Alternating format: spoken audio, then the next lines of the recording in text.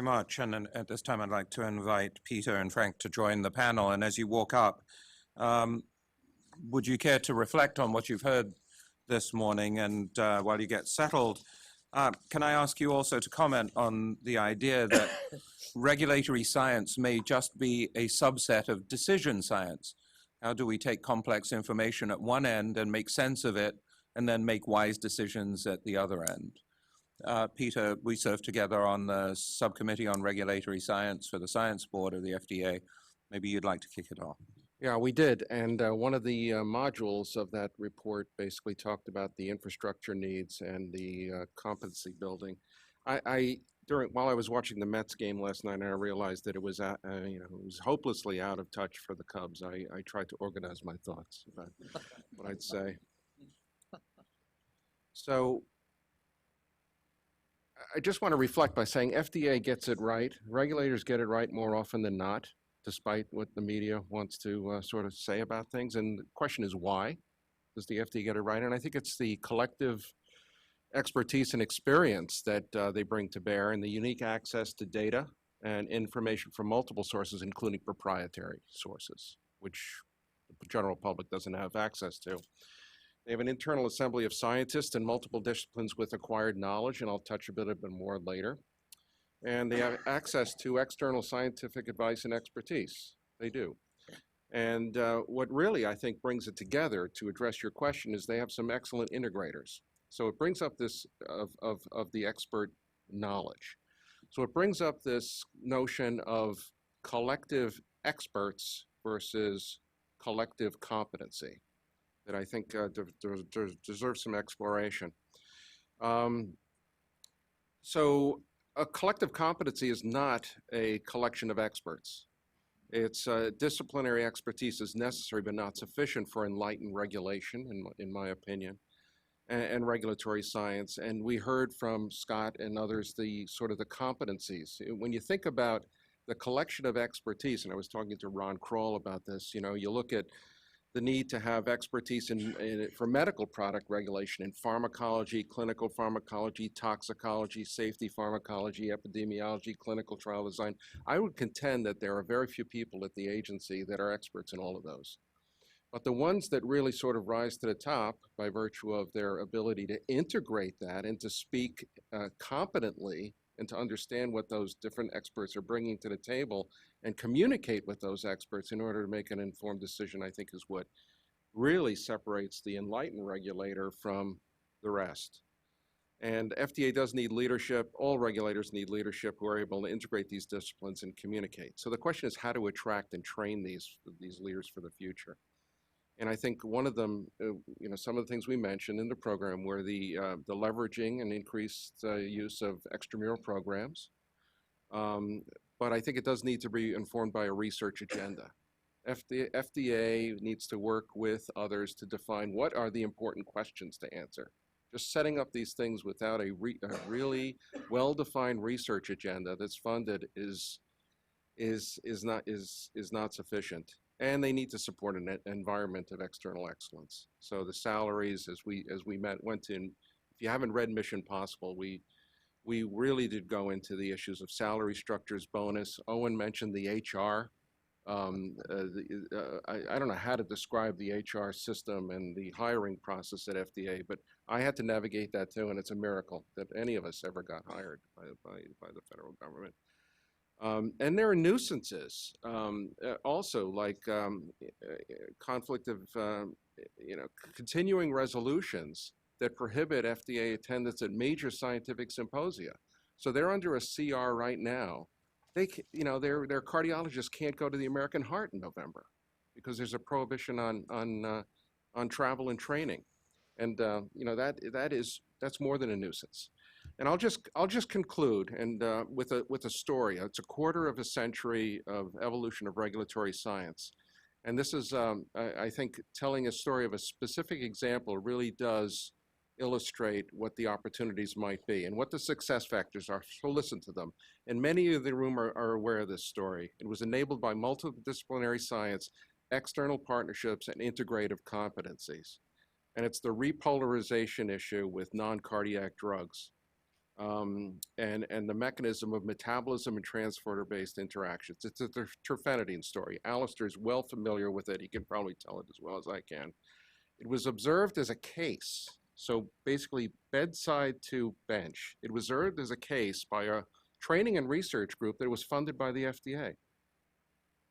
So that conduit was there. Is it luck? Is it happenstance? Perhaps, but that's how it was. It was Lou Cantilina's group there. The mechanism of the torsade de pointe from terfenadine when used in conjunction with other metabolism inhibitors was elucidated by FDA in collaboration with other external SGEs, Ray Woosley at Georgetown and others. The mechanism of the drug interaction was elucidated by internal FDA laboratories at the time, Jerry Collins and John Strong, working, to understand what that was.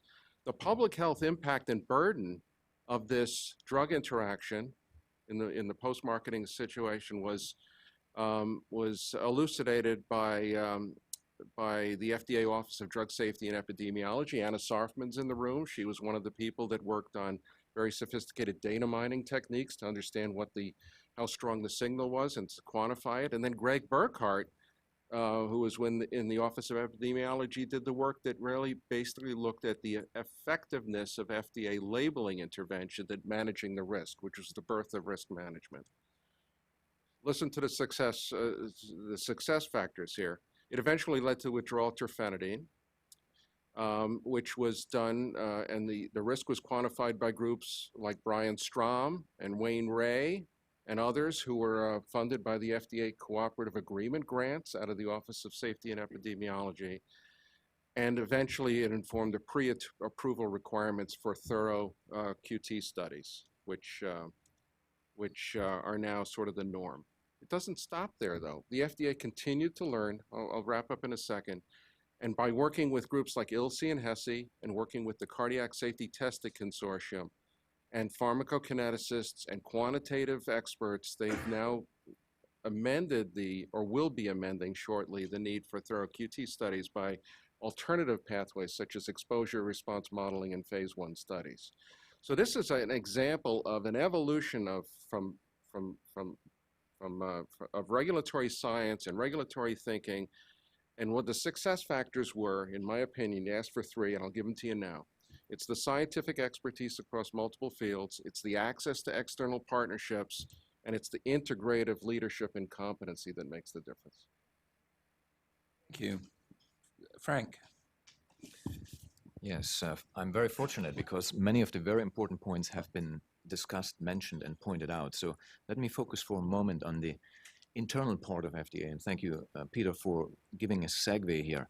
I think what's important to understand is for the audience that sits somewhere on the outside of FDA, and yet as you have many links into as either stakeholders or former employees or maybe future employees, the coordination within an agency like FDA that has 8 centers and 7 of those regulate product that is to some extent a very different commodity when you look at it. It takes an important infrastructure and network of scientific expertise because it hinges on domain expertise in many cases. And it was pointed out. So how do we create that internally? Of course, the administrative structure doesn't necessarily always lend itself to that. An important element for communicating priorities and updating them and having a dialogue with external stakeholders and resources, intellectual resources like academia, is the opportunity to communicate in the subject matter expertise areas across FDA as an agency. For that, we are building and supporting specifically through the Office of the Chief Scientist subject matter expert working groups, whether we name them forum, panel, or advisory group or something, it doesn't matter, but essentially they are expert working groups that support training, that support better science in terms of anchoring and linking connections, communications internally. And I think these networks are critical also to inform prioritization.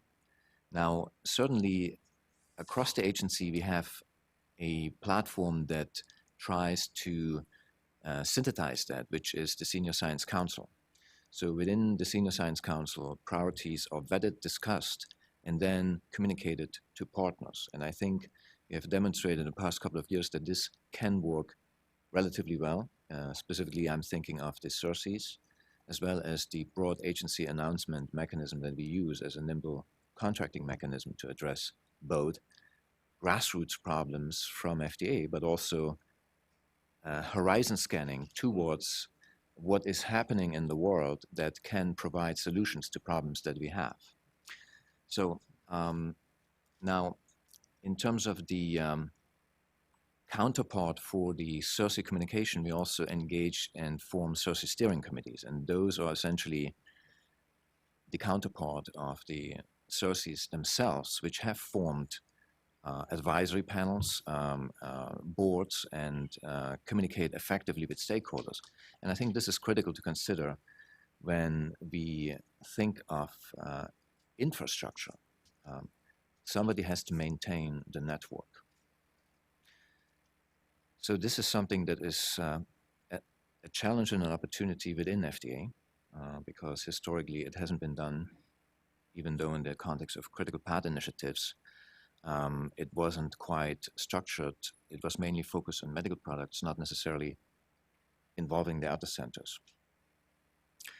But it also brings me to an important point in terms of how we can leverage non-governmental funding for research priorities. And I think this is something we need to discuss as a community to make it work.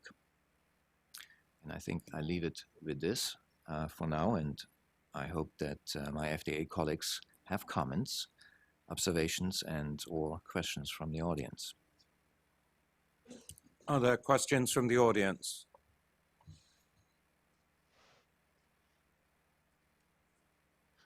Hi, Sandy Eller-Holligan from Merck. I just wanted to point out we've been the beneficiary of the FDA and programs with the University of Virginia in pharmacometrics. And those have been terrific training programs where the students work at the FDA while getting their PhD. Many have stayed at the agency, developed a lot of career and pathway there. The great part is they gain that technical, but they also learn how to apply and understand what it means. So I would love to see additional opportunities and collaboration between industry, academia, and the agency, because it brings a tremendous breadth. Hi, I'm Mark Gorman, and I'm a patient advocate and cancer survivor. So I'm trying to corral all of what this panel has stirred up. A lot of it's really good, but so there's one thing that I think actually would be pretty concrete, and it goes to the list of the 11 sort of competencies that were listed in one of the talks, and I think what should be added there is how to get patient or public engagement involved more richly. And I think this goes beyond just the issues around the FDA's guidance on incorporating patient-reported outcomes for labeling. I could, and I will, channel some of my inner Sean Tunis here, there are larger issues that get into priority setting sort of in a more general way. And there is a body of learning about how to do some of this stuff. So I'd like to add that as a specific competency or domain, because that's important inside the agency as well as externally. Dr. Fitzgerald, thank you very much for reminding us about a number of things in the external environment which are placing tremendous pressure on the whole system. And from that, I just want to say that regulatory is not in and of itself an inherently dirty word. And having regulatory being linked with science is not, it shouldn't undermine the value of the science that's involved in order to keep the public safe, which is the mission of the FDA. Everybody in this room and your colleagues in all aspects of industry, I think you have an obligation to actually speak up in that regard, because the reference was made to what is heard in the press, but this is serious stuff. I mean, there could be a whole probably series of workshops to try to tease out some of this stuff, but there is a core mission here, and there's real science that's involved. I think part of the struggle about trying to get at, and this will go to the talk about data science, about trying to make better use of all these new sources of data, is that there are some very profound scientific questions underneath there. I mean, a historic problem with science, at least since Galileo, has been, can we trust our instruments? And, a lot of thought and consequence, has gone into that. And I think that's part of the problem here with the data as an instrument.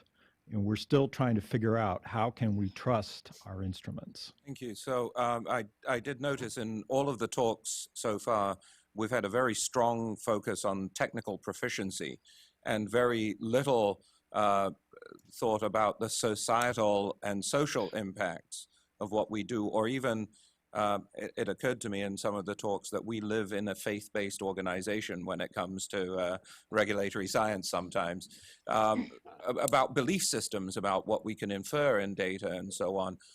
So is there room in the curriculum for social science?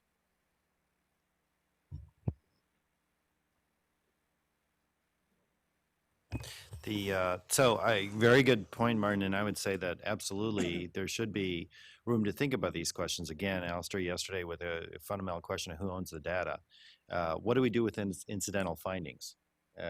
How do we ensure that patients and the community are part of the decision making about what happens in terms of decision science and the components of it, including data science? I think these are all relevant issues. Who stores the information? How do people transmit that information, and who gets to access that information when and how? Who has the privacy security rights? All these kinds of issues are ethics oriented, policy oriented, and should very much be part of curriculum and training in a data science or regulatory science world from my perspective. Scott and then Peter. Just wanted to quickly follow up the points that were raised, for the patient engagement, and we generally included that within the competencies in the communications and in research ethics, the point you just made. So certainly can continue to evaluate, but that's where we really tried to capture those elements within communications and research ethics and setting research priorities as well. Thank you, Peter. I think it's a good point, but it's implicit in FDA's decision-making already. At the end of the day, decision support, decision analytics get you so far. At the end of the day, benefit risk decisions need to be informed by value judgments. And the question is, how transparent and explicit are those value judgments? There are structured benefit risk tools that are being implemented. ICH, the International Conference of Harmonization, is working on a guidance document on how to do had best practices for structured benefit risk assessments. But I think the point made by our colleague is that we do need to do a better job of incorporating patient values into that belief structure when you assign values for benefit and risk. Thank you. We're running out of time, and we have 5 people at the mic, so let's go with rapid fire questions. Thank you. Well, thank you very much. I'm Zili Lee from Bill Melinda Gates Foundation. I worked at FDA and Merck as well in the past.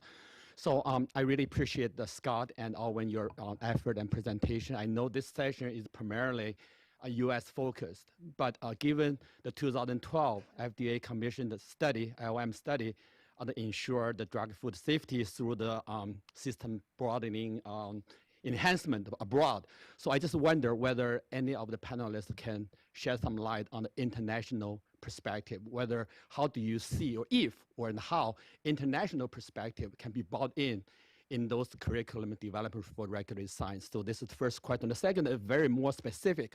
I understand many regulators abroad, it's not in the US, have desire come to the US to get trainings, on-job trainings. I know there's many concerns. I just wonder, do you see any practical solutions to allow those regulators to come to the company, what agency, for 3 to 6 months on-job training? Thank you very much.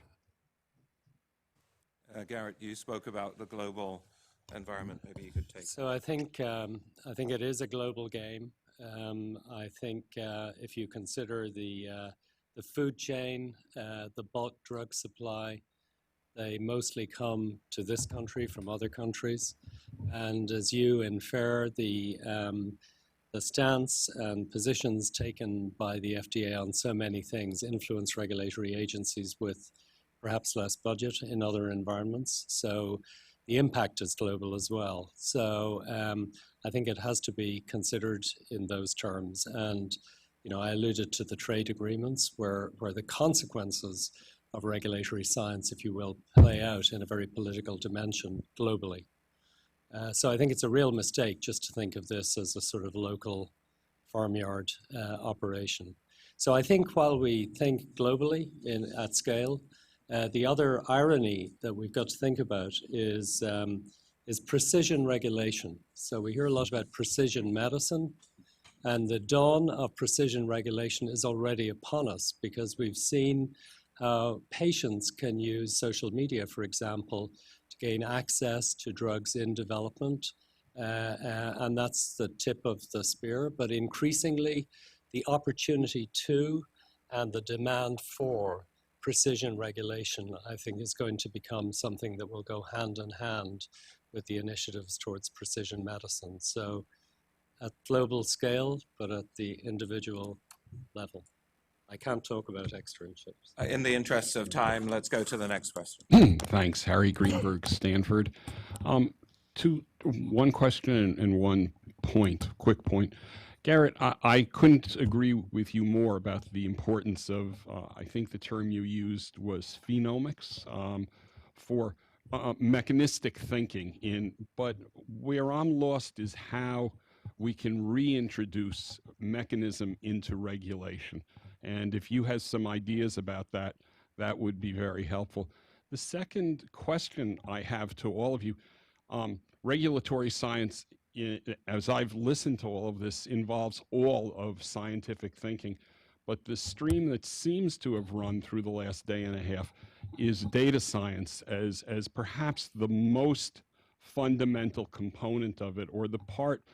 So my question to the entire panel is, in a world where resources are limited and you will not be able to add resources to every part of science to build up our regulatory capacity, where do you put down your dime? That's a great question. Maybe we can put a marker on this question for the final discussion, because I think that's a really great question, and let's get the others on the record for the moment. I was going to give a quick answer and say, rather than putting down a dime, I would put down 10 pennies. So I would bring in talent from all areas to help with the integration. It's a great answer. Garrett?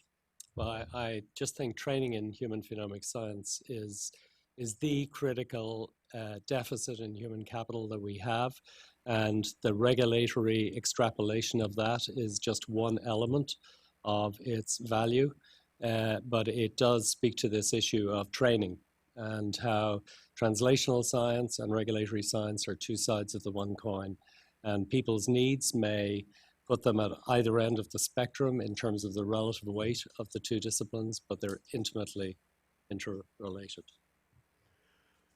My name is John Birch. I'm an early stage angel investor and a member of the Angel Capital Association. I noticed that most of the discussion of the data problems today, in a sense, are the obverse of what we were hearing yesterday. This data scientist's role is how to get data out of the system somehow or other and make sense of it.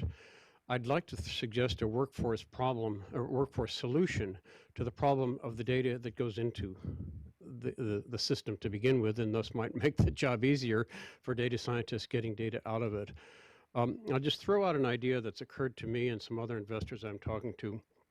It's the idea of a certified data practitioner, certified medical data practitioner, a data nurse, so to speak, a job that can be actually embedded in the healthcare system itself.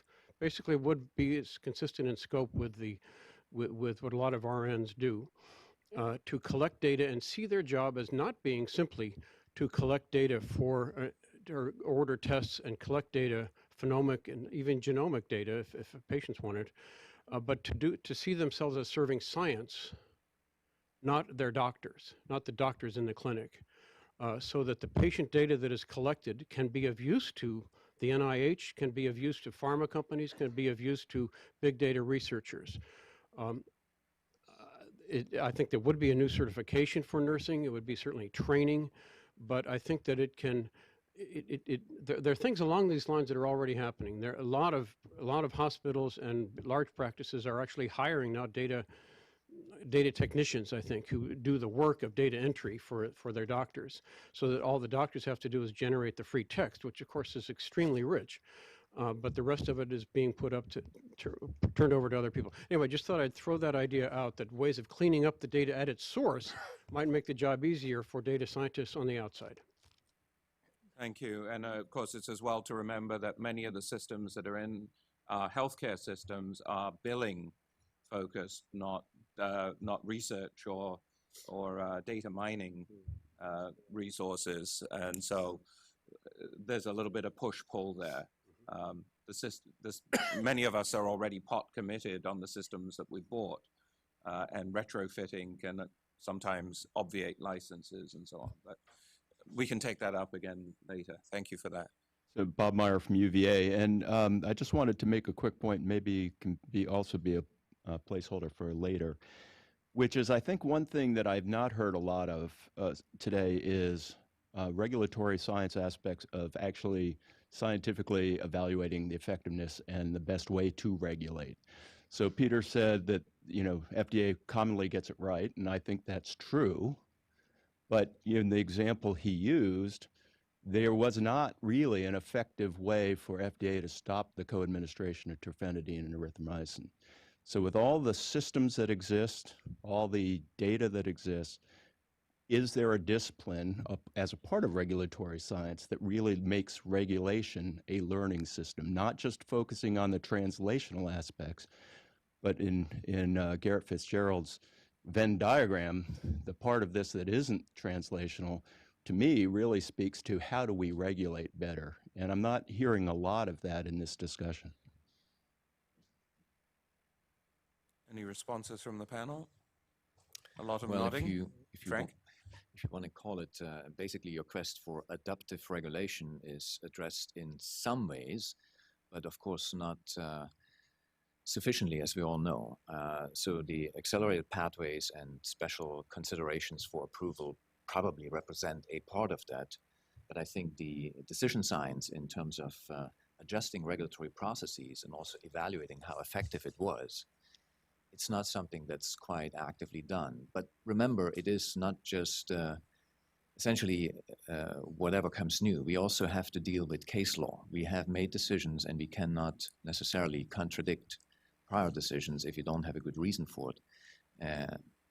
Social values, moral values, patient preferences, all that plays into, and certainly judicial or juristic values have to be considered. And as such, it's not an active, declared arm of science and evaluation, but I think iteratively it is done.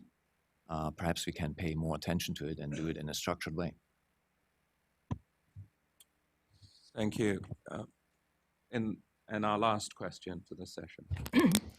My name is Anna Sharfman. I am a medical officer at FDA. These are my personal thoughts. I am what you would call data janitor or data curator or data scientist or only a data miner. You cannot create good data if you don't analyze the data intensively. There is no way that you take 200 million records or 600 million records, you ask one question with one comparator and you think that you will know the magnitude of the effect. And unfortunately, many of these things are being published in very prestigious medical journals, and there is a responsibility. When we have objective parameters, like you were able to measure the terphenadine blood levels, or the levels of the concomitant medications, it's much easier to understand. But even so, if we don't have an environment where we can objectively test different methodologies, then we will never move forward. And there are ways of understanding if we are having it right. In drug safety, we have the effectiveness of the drugs are related to the chemical structure function of the molecules. Then if we are analyzing these huge databases and the top signals are valid signals, is an important information. If ACE inhibitors look like other ACE inhibitors, beta blockers look like other beta blockers and not like ACE inhibitors, etc., then we know that we are in the right track. Then we need to start thinking about data differently. We cannot have good data if we don't analyze the data, because when we analyze the data, we find the biases that we need to fix. Thank you. Thank you very much. Please join me in thanking the panel for their presentations and comments. Thank you.